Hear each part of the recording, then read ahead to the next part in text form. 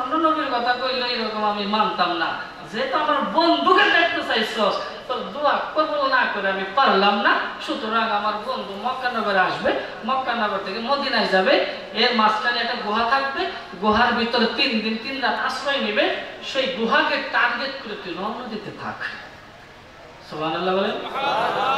মুসা নবীর যুগে সর্প আসতে সময় লাগবে না? সময় লাগবে না? মুসা নবীর যুগে সর্প আসতে থাক। কি বলেন? দেখি এদিকে নবীজি মক্কানগরে আসছেন, এরপরে কেমনে মদিনায় যাবেন, কেমনে কি হইল, এটা শোনার দরকার আছে না নাই? শুনবেন? শুনতে রাজি আছেন না চলে যাবেন? আসল ওয়াজ তো রয়েছে আরো পরে। কি বলেন? আমার পরের জন, হ্যাঁ, সেটা না হয় না যাইবেন, মনোযোগ না দিয়ে যাইবেন। এর মাঝখানে আমি যখন আইসেই গেছি, আমাদের যখন একটু সময় দিছি, কিছু না বললেই নয়, ঠিক কিনা? সুতরাং ওই যে বলছি, আগেও ভালো গেছে, পরেও ভালো আসবে, সুতরাং মাঝখানে একটু লটর বটর বেজার হয়েছে। আমিন কম। নবীজি মক্কানগরে আসছেন, অনেক ঘটনা, অনেক ইতিহাস, এত কথা তো বললে 7 দিনেও ফুরাইব না। কি বলেন? এই জন্য মাঝখানে মাঝখানে মাঝখানে মাঝখানে বলে যাব। নবীজি মক্কানগরে আসছেন, মক্কানগর থেকে মদিনায় যাবেন, হিজরত করবেন। কি করবেন? হিজরত। এটা বলতে যেমন সহজ, শুনতে যেমন এই সহজ লাগে, আসলে ব্যাপারটা কিন্তু এত সহজ না। কি বলেন? হিজরত এটা কি স্বাভাবিক? কঠিন? সহজ? সহজ না। হিজরত মানে জন্মভূমি ত্যাগ করে অন্য জায়গায় যে বসবাস করা, এটার নাম হলো হিজরত। কি বলেন? মক্কানগর থেকে হিজরত করবেন, লম্বা ঘটনা, ওদিকে যাব না। হঠাৎ করে একদিন আমার নবীজি আবু বকরকে ডাক দিয়েছেন, আবু বকর, আমি তো এই মক্কানগর থেকে আমি মদিনায় চলে যাব, হিজরত করব, হিজরতের সাথী, সফর সঙ্গী আবু বকর তুমিই হবা। সুবহানাল্লাহ। এখন আবু বকর নবীকে বলতে পারেন নাই, জিজ্ঞাসা করতে পারে নাই যে নবী গো, কোন দিন যাবেন, দিনে যাবেন না রাত্রে যাবেন, এই মাসে যাবেন না সেই মাসে যাবেন, জিজ্ঞানের কোন ক্ষমতা কারো আছে? জিজ্ঞাইতে পারেন নাই। নবীজি এরকম আবু বকরকে বলা 1 মাস, 2 মাস, 3 মাস, যখন 6 মাস হয়েছে, কয় মাস? কয় মাস? ঘুমায় গেছেন? পিছন দিয়ে কয় না যে কয় মাস? পিছনেও তো মাইক আছে, কথা তো শুনতেছেন পিছনেরা। কয় মাস? 6 মাস যখন হয়েছে, গভীররা, কিরা?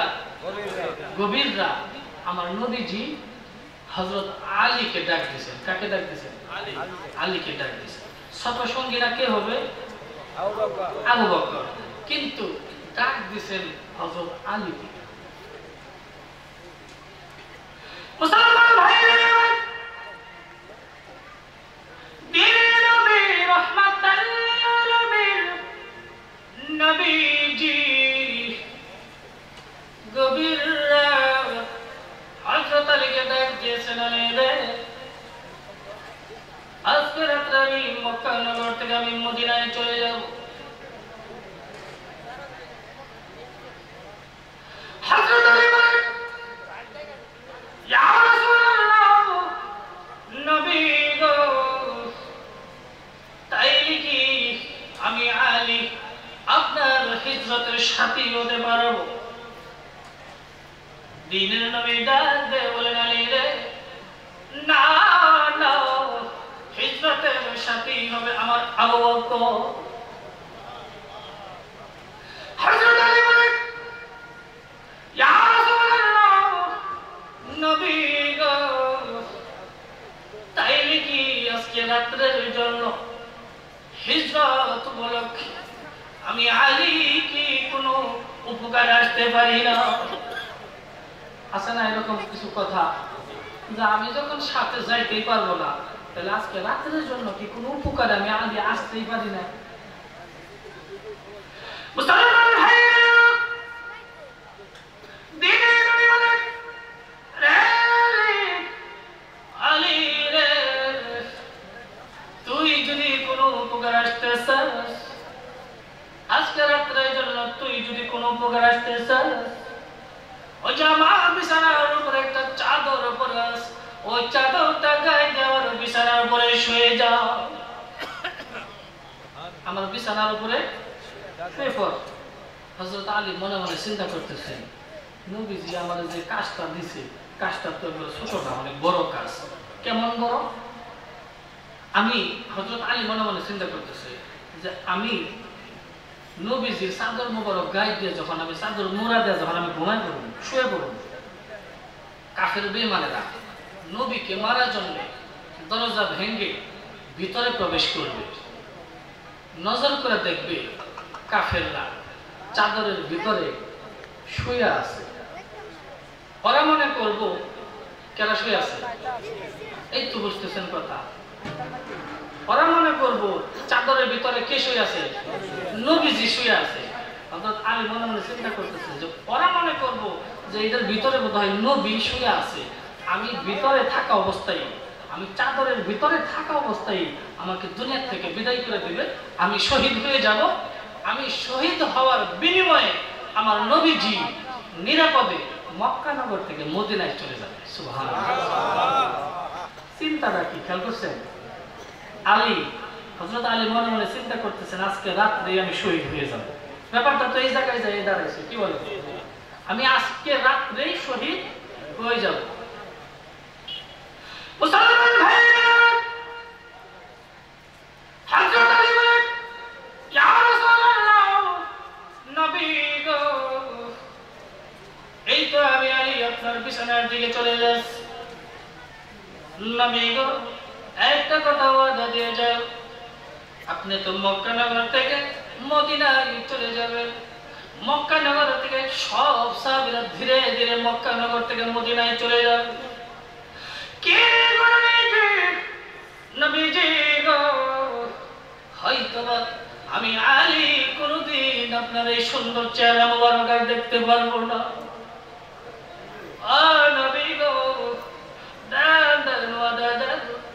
হাসরের ময়দানে আমি আলীকে আপনি ভুলবেন না গো নবীজি।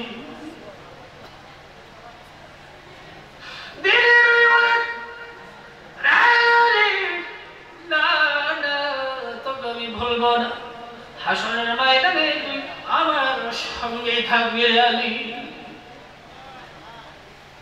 এই কথা বলার সাথে সাথেই হযরত আলী একটু মুস্কি হাসি দিয়েছেন। নবী গো, আপনি চলে যান, আমার আর কোনো আপত্তি নাই। হযরত আলী বিছানার উপরে চলে গেছেন। নবীজি দিনে না রাত্রে? গভীর রাত। কি রাত? গভীর রাত। নবীজি ঘর থেকে বের হওয়ার জন্য সবেমাত্র দরজাটা এরকম করে খুলছে। খোলার সাথে সাথেই নজর করে দেখে যে কাফের বেঈমানেরা আমার নবীকে ধরার জন্য অলরেডি হাজির হয়ে গেছে। ঘরের চতুর্দিকে একজনের হাতে হাত দিয়ে এরকম শিকলবদ্ধ অবস্থায় দাঁড়িয়ে পড়ছে যে নবীজি যেন ঘরের ভিতর থেকে বের হইতে না পারে।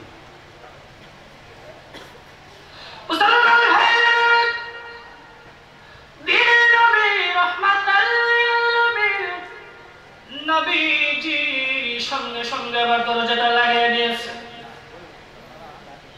দরজাটা খুলেছেন, কাফের বেঈমানদেরকে দেখে আমার সঙ্গে সঙ্গে দরজাটা লাগিয়ে দিয়েছে।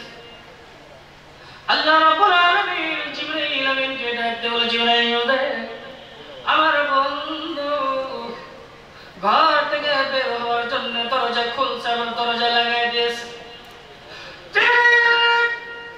যাও যাও, আমার বন্ধুর কাছে চলে যাও, আমার বন্ধুকে যা বলে দাও, আমার বন্ধু যেন চিন্তা না করে, বন্ধুকে বলে দাও এক মুষ্টি বালু হাতে লইয়া সূরা ইয়াসিনের কিছু আয়াত তেলাওয়াত করে বালুর উপর দম দিয়া আকাশের দিকে নিক্ষেপ করে দিতে বলো।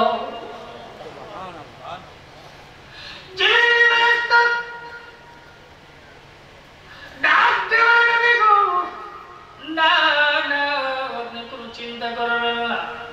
ও নবী গো, এক মুষ্টি বালু হাতে লইয়া সূরা ইয়াসিনের কিছু আয়াত তেলাওয়াত করে দম দিয়ে আকাশের দিকে নিক্ষেপ করে দেন। নবীজি তাই করলেন। বিসমিল্লাহির রহমানির রহিম।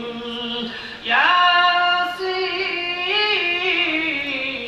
ওয়াল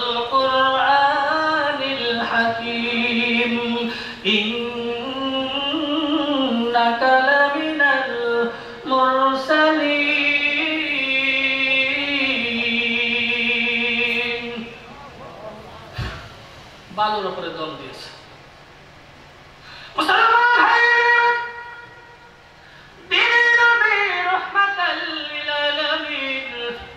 বালুর উপরে দম দিয়ে আকাশের দিকে নিক্ষেপ করে দিয়েছে। সমস্ত বালুগুলো চতুর্দিকে ঘুরাইয়া ঘুরাইয়া চোখের ভিতরে কাফের বেঈমানদের চোখের ভিতরে ঢুকাই দিয়েছেন কে? কে দিয়েছেন? চোখের ভিতরে বালু গেলে কেমন লাগে? খারাপ লাগে না? সাধারণ এমনিতেই বাতাসে যদি একটু ময়লা যায়, সাধারণ একটু ময়লা যায়, এই ডুবতে ডুবতে ডুবতে ডুবতে জীবন শেষ। হ্যাঁ, আর ওই জায়গায় আল্লাহ তাআলা কুদরতি হাত দিয়ে কাফেরদের চোখের ভিতরে বালুগুলো ঢুকাইয়া দিয়েছে কুদরতি হাত দিয়ে। সেই জায়গায় কেমন হতে পারে ব্যাপারটা? একজনের হাতে হাত ছাইড়াতে এরকম এরকম এমন ডলার দুলছে, দুলতে দুলতে এক একজনে অন্ধ হয়ে যাওয়ার জন্য হয়ে গেছে, অন্ধই হয়ে গেছে অনেকে। এই ফাঁকে আমার নবীজি কাফেরদের মাঝখান দিয়ে ঘর থেকে বের হয়ে গেছে। সুবহানাল্লাহ। আমার আল্লাহ বলেন, বেঈমানের বাচ্চারা আমার নবীকে মারবি, আমার নবীকে ধরবি, মারবি ধরবি দেখবি তো দূরের কথা, দেখারও তোদের নসিব হবে না। ঘর থেকে বের হয়ে চলে গেছেন একেবারে সরাসরি আবু বকরের বাড়িতে। কার বাড়িতে? কার বাড়িতে? দিনে না রাত্রে? আবু বকরের বাড়িতে গেছেন। যাইয়া ছোট্ট কণ্ঠে, কই যান? হ্যালো,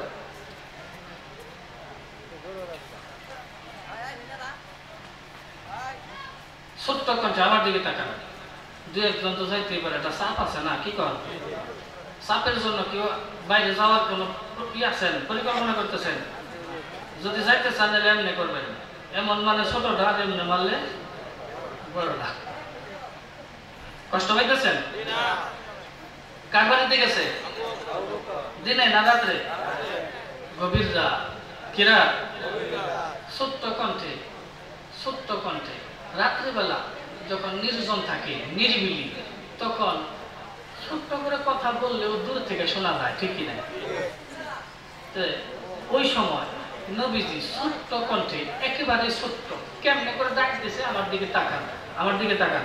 তাকাইছেন? তাকাইছেন? এইভাবে শুনেন কেমনে। আছে না এরকম একটা কথা? এটার ভাষা, এই কথার নাম হলো, আমাদের ঢাকার ভাষায় বলি হাকি হুকি কথা। হাকি হুকি মানে এটা অন্য কেউ শুনবো না, যার কাছে কইছে হেঁটি শুনবো। অন্য হ্যাঁ, হারি হরি। আচ্ছা, যাই হোক, তা বুঝতেন তো ব্যাপারটা কি? ছোট্ট কণ্ঠে এইভাবে ডাক দিছে। এরকম কথা মহিলারা বেশি কইতে পারে, ঠিক কিনা? মহিলারা ওয়া শুনতেছে, মহিলারা আইছে, পুরুষ হইছে বোধহয় মহিলারা বেশি আইছে। সব জায়গায় এই কারবারি হয়। ছোট্ট কণ্ঠে ডাক দিছে এইভাবে। কয়টা ডাক দিছে? আমি তো আপনাদেরকে বুঝানোর জন্য ৩-৪ বার দিয়ে ফেলাইলাম, আসলে কিন্তু নবীজি এতগুলা দেয় নাই, একটা ডাক দিছে মাত্র। সঙ্গে সঙ্গে হযরত আবু বকর দরজাটা খুলে দিয়েছেন। আল্লাহুম্মা লাব্বাইক, এই তো আমি আবু বকর হাজির। সুবহানাল্লাহ।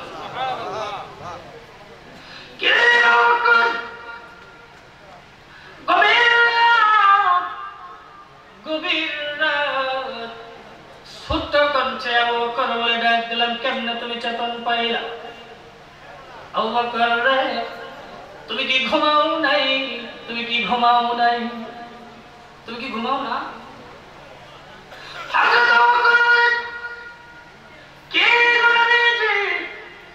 আজ থেকে 6 মাস আগে আপনি বলেছেন আবু বকর রে, এই মক্কা নগর থেকে মদিনায় চলে যাব, হিজরতের সাথী হবে তুমি আবু বকর। নবী গো, আপনি তো সময় বলে দেন নাই, টাইম বলে দেন নাই, দিনে যাবেন না রাত্রে যাবেন। সেই জন্য সেই দিন থেকে আমি আবু বকর বিছানার মধ্যে পিঠ লাগাই না, আমি আবু বকর দরজার মধ্যে পিঠ লাগাইয়া দাঁড়ায় থাকি।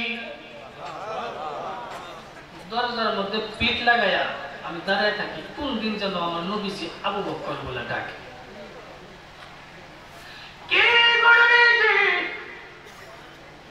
আমার বিবি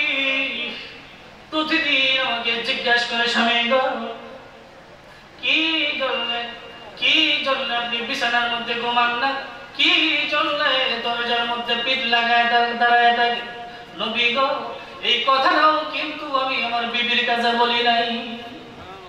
আমার বিবির কাছে কথা কয় না, বিবির কাছে বলি নাই, কারণ আমার বিবির কাছে যদি বলি কথাটা প্রকাশ হয়ে যেতে পারে, কারণ এই কথাটা তো গোপন, এই কাজটা কি গোপন। এটা আমার বিবির কাছে যদি বলি তাহলে এটা প্রকাশ হয়ে যেতে পারে, কারণ এটা এই মহিলারা তো পেটের ভিতরে কথা রাখতে পারে না। রাখতে পারে? আপনারা যে না কইলেন বুঝা কইছেন, কালকে সকালে তো বাড়িতে গেলে কইব, রাত্রে কইব কি কি মুলবি আনছিলেন, এই হুজুরের লগে লগে তাল দিছ। মহিলাদের পেটের ভিতরে যে কথা থাকে না, এটা মহিলাদের দোষ না, এটা মহিলাদের গুণ। কি কিটা গুণ? কারণ দোষের কথা কইলে কালকে সকালবেলা ইমাম সাহেবের খাওয়ান বন্ধ হয়ে যাবো, কইব কি এত কষ্ট করে রান্না বাড়া কইরা হুজুরে খাওয়াই আর ঢাকা থেকে মুলবি না আমাদের উপরে দোষ দিয়ে গেছে, সুতরাং এটা দোষ ধরা যাইব না। এটার নাম হলো গুণ। পেটের ভিতরে কথা থাকে না, এটা হলো একটা গুণ। গুণটা শুনবেন 2 মিনিটে। গুণটা কেন বলছে আপনারাও কইবেন, হ কথাটা ঠিকই আছে। কেন গুণ? তাহলে ধারণাটা পাল্টে দিই। আপনারা কিন্তু এই দোষ বলছিলেন, কি কন দোষ বলছিলেন না, তাহলে এটা আমি সোজা করে গুণ বানিয়ে দেওয়া যায়, তাহলে মহিলারাও খুশি হইব। কি কন? তাহলে মহিলারা কইব যে এই হুজুরের প্রতি বছরই দাওয়াত দিও, এসে চাই দিব। আমিন কন। আমিন। যারা বিয়ে করছেন কি করছেন? যারা বিয়ে করছেন কি করছেন? বিয়ে করছেন, বাড়িতে যাইবেন, বাড়িতে যাইয়া বিবিরে কইবেন, এক কাজ কর, বিবিরে কইবেন বউরে যে কাজ কর, গলাটা সোজা কর, গলাটা সোজা কর। বিবি তো তখন ধরে যাবো, গা মৌলবি কি ওয়াজ করে গেছে যে সোজা করতে কয় কেন, মারবোটা না, এমনি সংসারের বিষয় একটা সুবিধা না। হ্যাঁ, এখানকার সংসার তো কঠিন। মনে করেন 40-50 বছর আদর যত্ন করছেন, কোন রকম 50 বছর পরে যায় একটুখানি লাগছে। কার সাথে? কার সাথে লাগছে? বিবির সাথে লাগছে। 50 বছর খালি আদরই করছেন, 50 বছর পরে যদি একটু লাগে খালি কইব খালি আমি দিকে বাদ রাখ। 50 বছরের ইতিহাস বই লাগছে গা। ঠিক আছে? মহিলাদের কিনা বলবো গুণ। তো যাই করবেন যে গলাটা সোজা কর, সোজা করবো। এরপরে মহিলাদের এই যে গলার উপরের থেকে এই পর্যন্ত একটা টান দিবেন। কি দিবেন? এমনি করে টান দিবেন। টান দিয়ে দেখবেন এই যে পুরুষের এরকম একটা টান দিবেন, আগে আপনারটা দিয়া লইবেন, তাই বুঝবেন। এরকম টান দিবেন আপনারটা আগে, আবার পরে দিবেন বউটা। এরকম টান দিয়ে দেখবেন মহিলাদের এই গলার মাঝখানে একটা হাড্ডি থাকে পুরুষের, মহিলাদের এটা নাই। অনেকেই কইব যে 40 বছর ধরে বিয়ে করছে, এটা তো জীবনে দেখি নাই, আজকে যাই পরীক্ষা করবেন। তো যারা বিয়ে করছেন এটা পরীক্ষা করবেন, এই হাড্ডিটা না থাকার কারণে ব্রেক নাই। কি নাই? ব্রেক নাই। ব্রেক না থাকার কারণে পেটের ভিতর থেকে কথা খালি গড়গড়ায় গড়গড়ায় গড়গড়ায় খালি বাইরে লাগে। এটা কিন্তু তাইলে মহিলাদের দোষ না, কারণ হলো কি হাড্ডি যদি থাকতো এদেরও কথা ভিতরে থাকতো। কি কর? হাড্ডি নাই, কথা থাকবো কই থেকে? তাইলে বোঝা গেল এটা এদের দোষ না, এটা। আর যারা বিয়ে করে নাই ফুলাবান, তারা কারে দেখবো? তারা দাদারে জিজ্ঞেবি যে রাত্রে দাদা কি দেখছ? তাইলে বোঝা গেল মহিলাদের দোষ আছে। মহিলাদের কে দেয়? বেজার হয়েছেন? মহিলারা বেজার হইব? বেজার হইব কি করার? আমিন কর। বাবাজি সময় খুব কম, ঠিক না? বক্তা তো মাগরিব থেকে না এই পর্যন্ত অনেকগুলা গেছে, অনেকগুলা গেছে না। আবার প্রধান বক্তা অপেক্ষা করতেছে, আবার প্রধান বক্তা আসার আগে আমার ছোট একটা কাজও আছে, আছে না? বুঝতেছেন না কি কাজ আছে আমার? ছোট একটা কাজ আছে, কারণ হলো কি প্রধান বক্তা 11টা বেজে গেছে। আমিন কর। খারাপ লাগতেছে? কথা বুঝতেছেন বাবাজি? দূর থেকে